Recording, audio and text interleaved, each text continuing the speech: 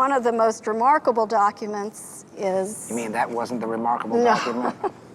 Even more remarkable, I think, is the will that Dr. Morgan Brown wrote. And this is the original will he wrote. This is the original will? This is the original, and he wrote it in August of 1839.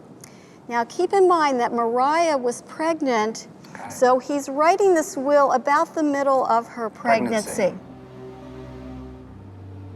So in his will, Dr. Morgan Brown says that Maria should be freed from slavery. And then he goes on to say, once her unborn child is born, that he should be freed just like his mother.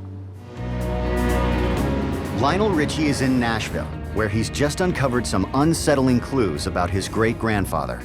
According to J.L. Brown's death certificate, Morgan Brown is listed as his father, but a Morgan W. Brown is listed as J.L.'s owner on the pension application. Now I'm back at the Nashville Public Library, meeting with historian Jacqueline Jones. I want to find out whether or not Morgan Brown and Morgan W. Brown are one and the same. Do you know this guy named Morgan Brown? Well, it's confusing. Dr. Morgan Brown had a son, Morgan W. Brown. Ah, there we go. So to avoid confusion, I'm going to refer to the father as Dr. Brown. Very good. And the son as Morgan W. Brown. Very good. But let me go back and tell you about the doctor. He was a general physician here in Nashville. He owned a working slave plantation on the Cumberland River. So with that little introduction in mind, I have some documents here that you might find interesting. And the first is an excerpt from Dr. Brown's diary. We found his diary. Yes. I love yes. This is very small writing. Oh my God, what is this? It says 1839 here. This night, at about 10 or 11 o'clock, Maria had a boy child born, named him Louis. Maria. We've now given a name to the mother. Right. Maria was one of Dr. Morgan Brown's slaves. There are several remarkable things about this. It was unusual for a master to make note of the name of a baby born to a slave on a plantation. Absolutely. He was the father, obviously, of that baby also. Well, we can only speculate, but just keep in mind that Dr. Morgan Brown was about 80 years old. It's not unheard of for an 80-year-old to have a child by a woman, but it is unusual. Morgan W. Brown was 39 when John Lewis was born. Got it. So we have to go on and look at other pieces of evidence. One of the most remarkable documents is... You mean that wasn't the remarkable document?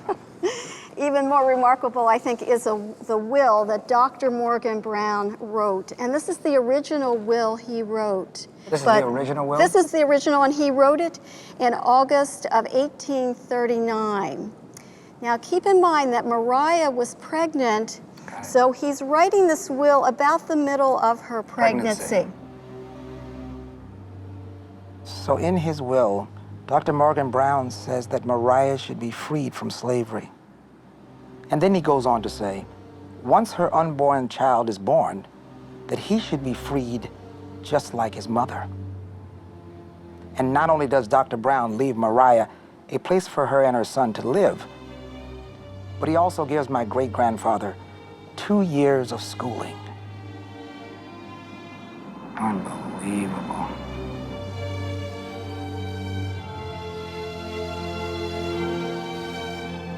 That is absolutely unheard of back then. It's very unusual. The law was not to educate. Right, right. There were many laws that outlawed slaves becoming literate at all. Well, it's pretty clear that Lewis got his education. Right. Because he was a sharp guy.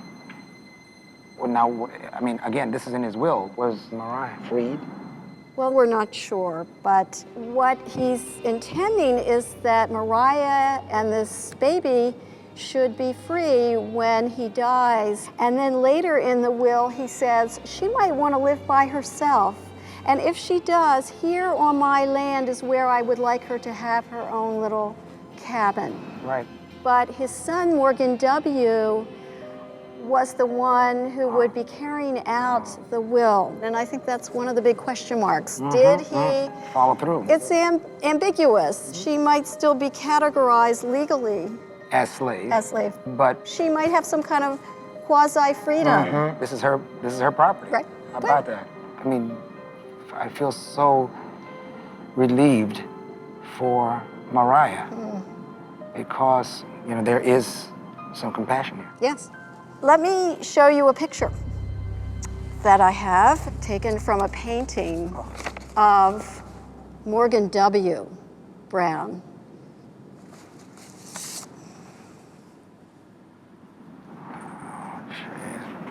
Unbelievable.